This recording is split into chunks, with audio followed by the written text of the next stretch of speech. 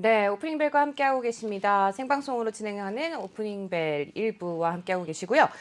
지금 현재 또 증시 상황, 또 개장 상황 확인해 보고 오셨습니다. 이럴 때에 또 어떤 종목에 관심을 가져보면 좋을지 또 관련 섹터와 함께 말씀 들어보도록 할 텐데요. 전문가분 바로 모셔보겠습니다. 고건호 전문가 자리해 주셨습니다. 네, 안녕하세요. 안녕하십니까. 네, 네, 어, 오늘 가져온 종목이 굉장히 좀 독특하더라고요. 일단 글로벌 3위의 자동차용 방진 제품 전문 기업. 네. 혹시 시청자 여러분들은 생각나시는 게 있으실지 궁금한데요. 어떤 기업인지 혹시 맞히실 수 있을까요? 예, 네, 저는 처음 들어보는 예, 기업이었어요. 저도 오늘 좀 너무 늦게 가져와서 죄송하다는 말밖에 못하겠는데요. 그 좀 네. 어제 보른 상한가를 치고 있는 DTR 오토모티브라는 어제 회사입니다. 상한가 쳤나요? 예, 그렇습니다. 상당히 이제 8만 원대로 쭉 계속 올라가고 계속 네. 이제 올라가는 회사인데 지금은 다소 좀 내려갔지만 그래도 상당히 좀 주목할 수밖에 없는 이슈가 좀 있어가지고 한번 제가 가져와 봤습니다. 네. 예, 어저께 상한가는 아니었는데. 아니, 예, 거의 이천- 이거 하고 그리고 또 다시 이제 왔는데 예.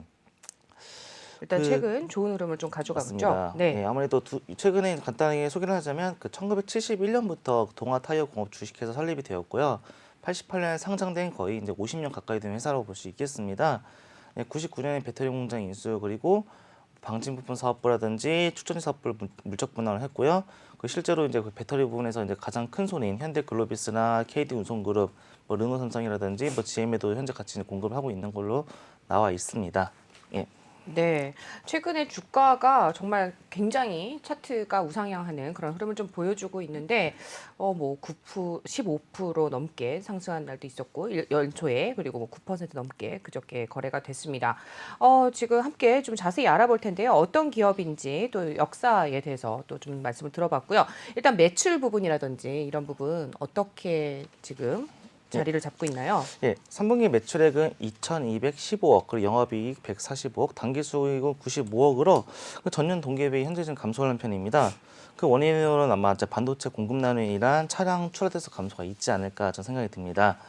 그리고 네. 이어서만 말씀을 드리자면 그 사업 분야가 자동차 부품이다 보니까 말씀드리자면 그 원래 고무에서 출발한 회사이기 때문에 고무 제품을 시작한 회사가 이제 방진 부품. 즉 방진 부품이 어떤 거냐면 그 차량의 뭐 이음새라든지 뭐 조인트 부분이라든지 뭐 엔진의 진동 같은 거를 억제해주거나 소음을 저감시켜주는 장치라고 볼 수 있겠습니다. 자, 여기서 이제 거기서 메인 수익이 한 73.36% 정도 나오고 있고요. 나머지는 축전지, 나머지는 고무조 기타 나오고 있는데 특이할 점은 이렇게 자동차를 이제 뭐 한국 회사이긴 하지만 국내 완성차 업체에 공급을 하는 것이 아니라 해외 유수 완성차 업체에 공급을 하고 그러니까 있습니다. 이 회사 모기업이 동아타이어입니까? 네, 그렇습니다. 그러면 동아타이어는 이 회사하고 지금 관계가 어떻게 되죠? 관계가 지분 다소 좀 가지고 있는 상황이고요. 네. 나머지는 그 방진 부품을 만드는 회사라든 축전지 같은 거 지분을 100% 정도 가지고 있고 상황입니다. 아 그러니까 그 동아타이어의 대주주는 아닙니까? 대주주는 이제 대주주 가깝다고 이제 할 수 있습니다.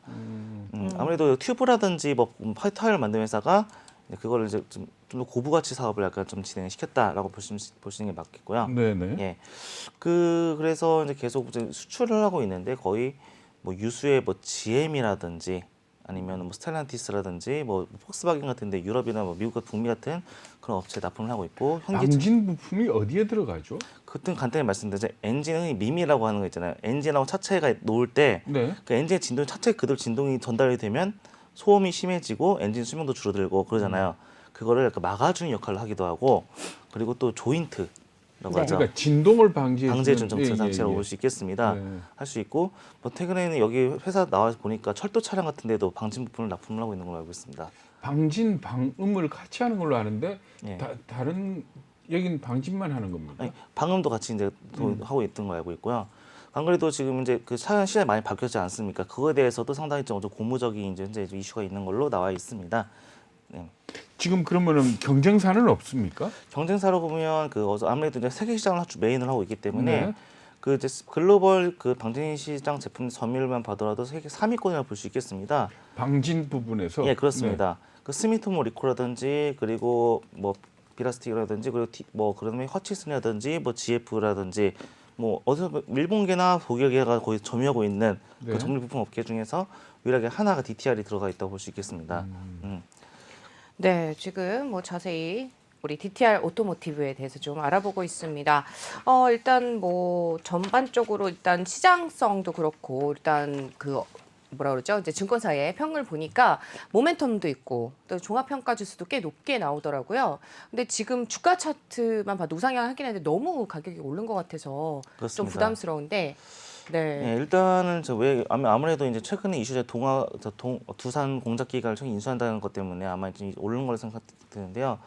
그 전에 앞서서 그 이 회사의 특징은 M&A로 성장했다고 볼 수 있겠습니다. 축전지도 M&A 하는 겁니까? 예, 그렇습니다. 어디를 M&A M&A는 저희가 이제 너무 정보가 없어가지고 네네. 뭐 알 수 없지만 그래도 그래도 그 이 축전지 사업을 가지고 계속 이제 5위 원래 오리지널 완성차 업체도 납품을 하고 있는 회사기도 네. 하고 다른 데도 OEM으로 납품을 계속 하고 있었다고 이제 알고 있습니다. 네. 예.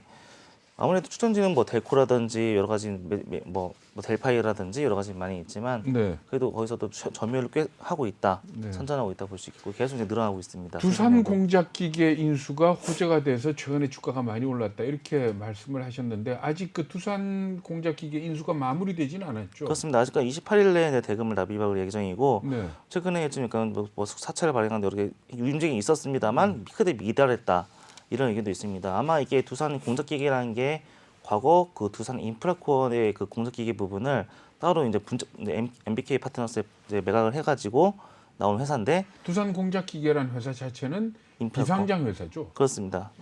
그게 1조 원 정도의 매각을 했는데 이번에 2조 4천억을 들여서 다시 이제 매수를 한다고 결정을 했기 때문에 그러니까 MBK가 1조 원에 매수한 거를 지금 2조 DTR에다가 2조 4천억 원에 매도를 한다 이거죠. 네, 그렇습니다.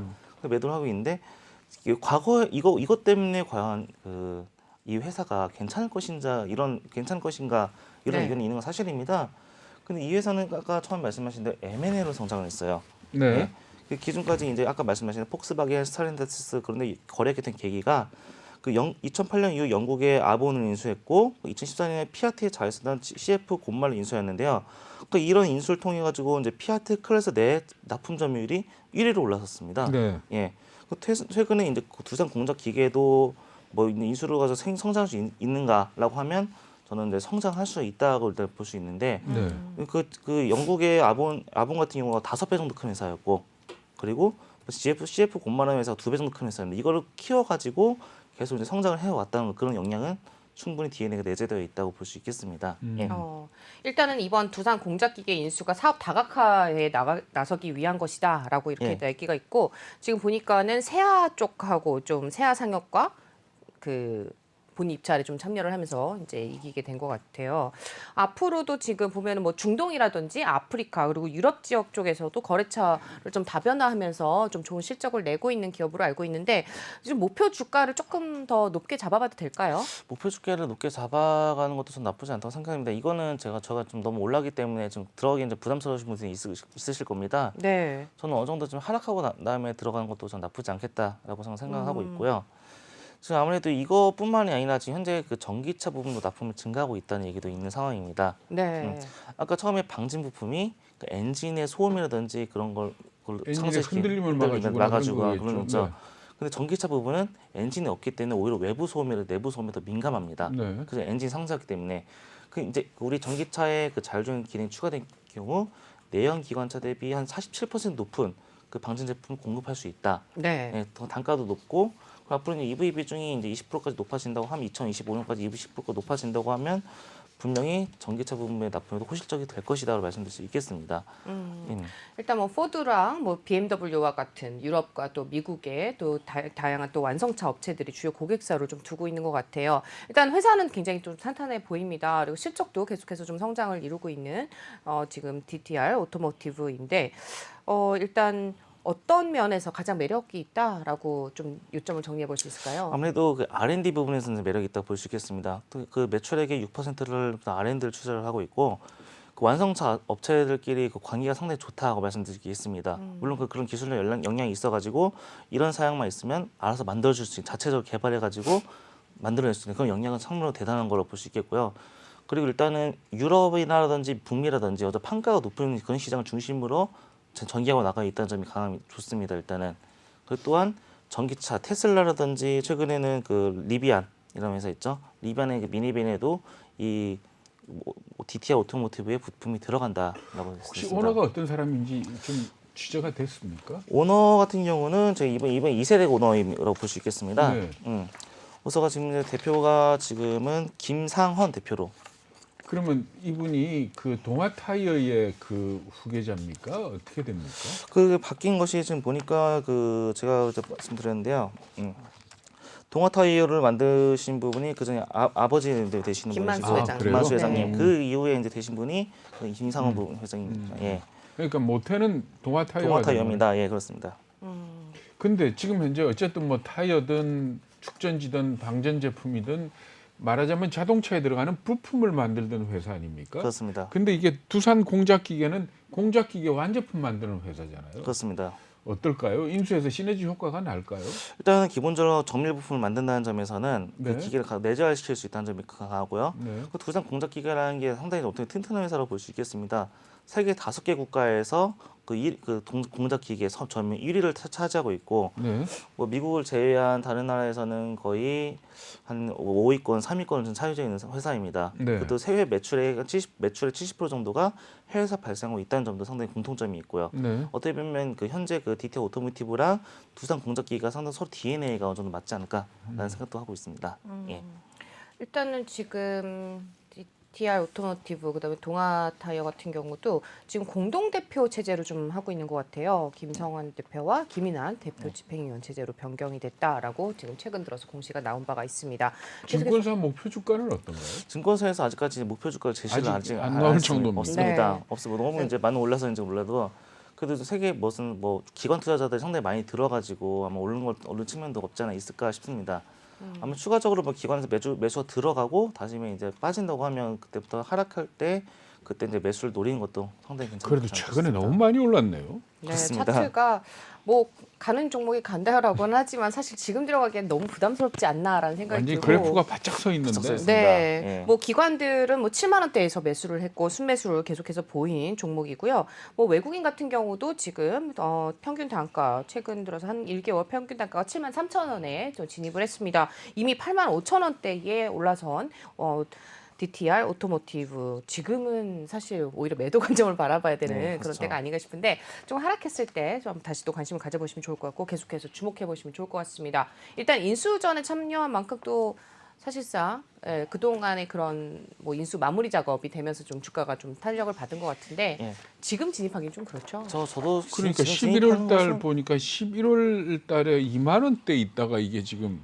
어마어마하게 8만 올랐어요. 원대까지 올라갔는데 올랐다가 저도 그렇게 지금 들어가는 것은 아직까지는 좀 약간 좀 보류하고 하고 싶습니다. 앞으로 좀 그러니까 네. 내려갔을 때 다시 한번 그때 한번 봐도 늦지 않다 킵해 놓자. 이런 종목을 좀 일찍 갖다 주시면 죄송합니다. 너무 좋을 것 같습니다. 네, 예. 저희 뭐 시청자분들도 그러면 굉장히 멍석 깔아야죠. 뭐. 아, 그럼요. 네. 그렇죠. 또 좀 좋은 종목을 발굴해서 좀 전달을 해드리도록 하고요. 투자 포인트 정리해 보도록 하죠. 예. 그 아무래도 이제 그 두산 공작기계 인수, 연결 참, 두산 공작기계 인수가 만약에 안 되면 어떻게 돼요? 안 된다고 하면 아무래도 주가가 이제 빠지거나 뭐 이럴 수 있지만 계약서상의 어떤 페널티나 이런 건 없나? 아직까지 그런 거는 표면적으로 드러나지 않고 있습니다. 예.